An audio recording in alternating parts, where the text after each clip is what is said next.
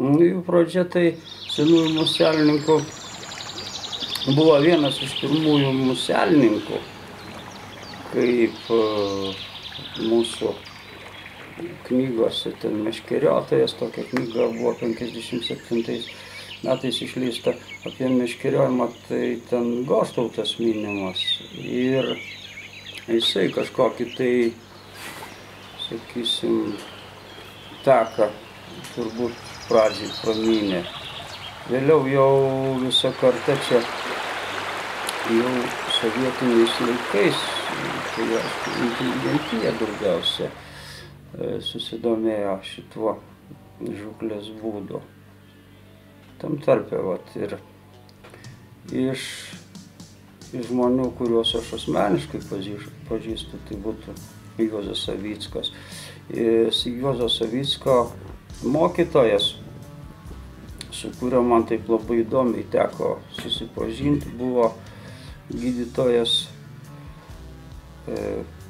Pakanaitis, profesorius Pakanaitis. Tai Juozas Savickas visada pasakodavo, kaip jį Pakanaitis, reiškia, mokė po karo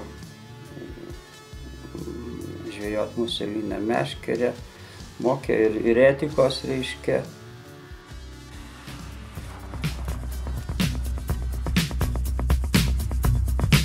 She was my guiding light, she was my day and night. I hung on every word, no matter wrong or right. She could raise me up to heights I've never seen, and the coming of age is every young man's dream.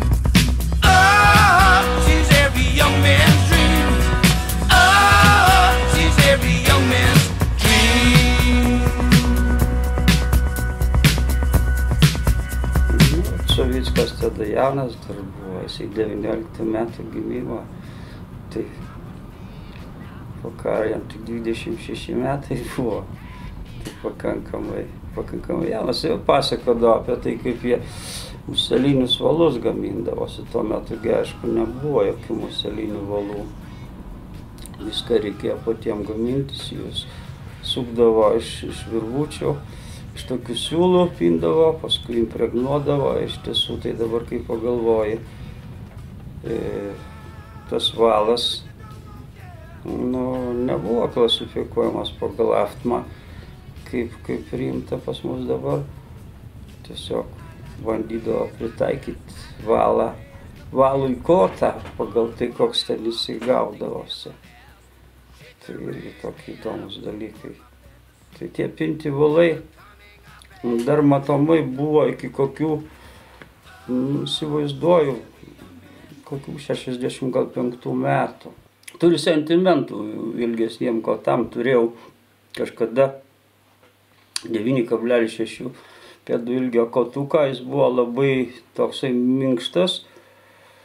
Ir kai aš jį jau nužvejojau iki to, kad tiesiog sulūžo, tai ilgą laiką negavau ramybės, kol nesigijau kitą ilgesnį. Aš šiuo metu turiu Vision Kultą, kuriuo esu labai patenkintas. Iš tiesų smagus kotukas.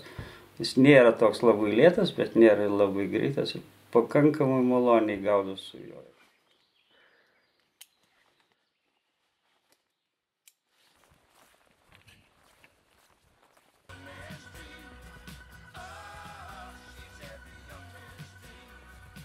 Atsistatymo būdas tam, kad pailsėti, susigrąžinti jėgas ir tokia dvasinė pusiausvyrą.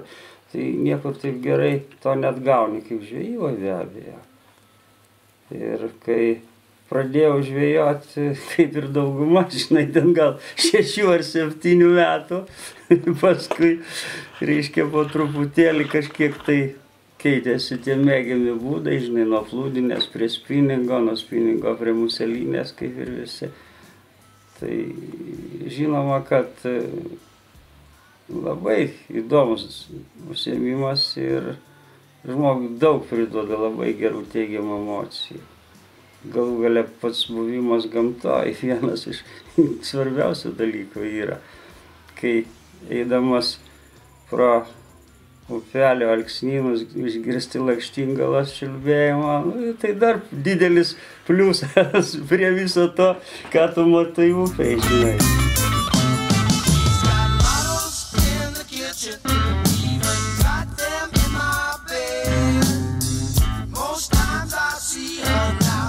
Sausamuose pradedu gaudyti nuo lašalo ir baigdavosi gaudymus kažkaip tai ir spalio pabaigoje, anksčiau, kai nebuvo draudimų gaudyti pietakinėse upėse, tai aš dar gaudydavau iki lapkričio mėnesio.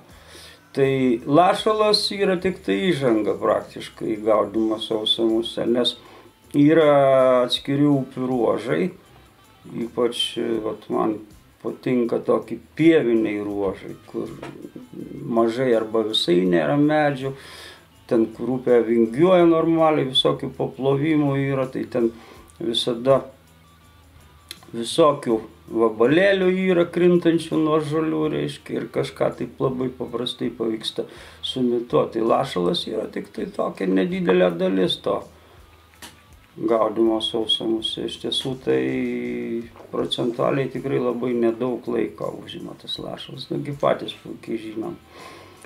Paskui prasideda visokie kitokie museliukai sausi, vizualiai matai kibimo patį. Kitas dalykas, čia daug tokios elegancijos labai iš tiesų, tai yra ir metimai tokie lengvesni, gražesni ir praktiškai, kaifo iš tiesų daug yra.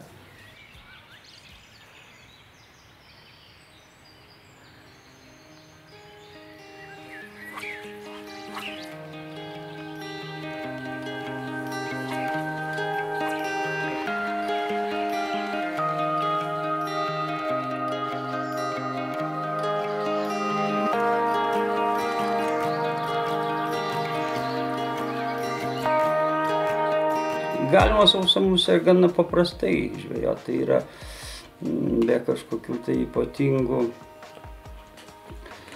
ypatingų didelių pastangų, nes galbūt aš galvoju, kad net gaudyti nimfelę ten sudėtingiau yra žymiai.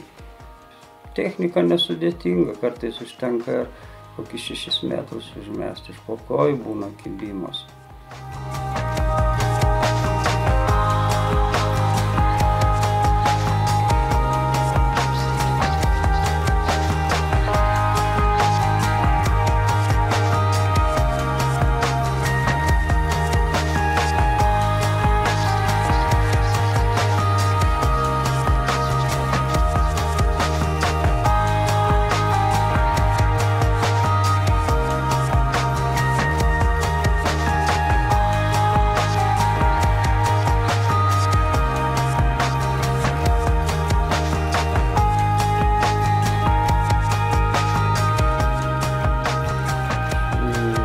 Apart lašalų naudoju ištisai įvairiausių palmeriukų, kurie mituoja vikšrus daugiausia, kurie ten kažkur tai prie upės kranto ant žolytės kabo vikšriukas, to vietoj ir paplovimas, ir ten upėtakis paprastai gyvena.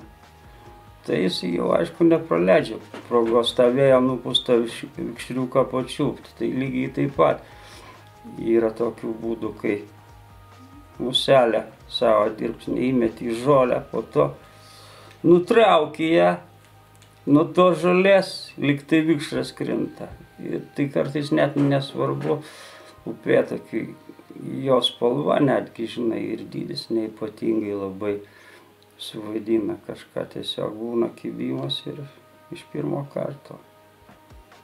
Tai va, tai manau, kad nereikia labai gudrių ir sudėtingų mūsų tose vietose, kur dar žuvų yra. Tai paprastai vis tiek kibimų būna. Kadangi ir žvejų daugėja, o žuvų nelabai, tai tą pačią žuvį gali ir draugas pagauti ten po savaičių 2 ar po kažkiek tai laiko. Kitas dalykas, mes važiuojam vis tiek ne žuvies. Žuvies važiuotume turbūt į parduotuvę. Bet irgi yra kažkokios tokios, ribos žmogus kiekvienas supranta, kad čia negali būti toksai mažo upelio žuvų valgytojas. Tas upelis būtų geriausia, kad būtų ne blogesnis iki man atėjus į tą žūklės pasaulį, reiškia, pradėjau žvejoti, o net geresnis. Tai norėtųsi, aišku, kad žmonės atsakingai žiūrėtų tuos dalykus. Tiesiog žuvies galima ir nusipirkti, o šitų įspūdžių, potyrių, kuriuos mes gaunam žvejybą, nenusipirksim, mes daugiau dėl įspūdžių, ne dėl žuvies važiuojam.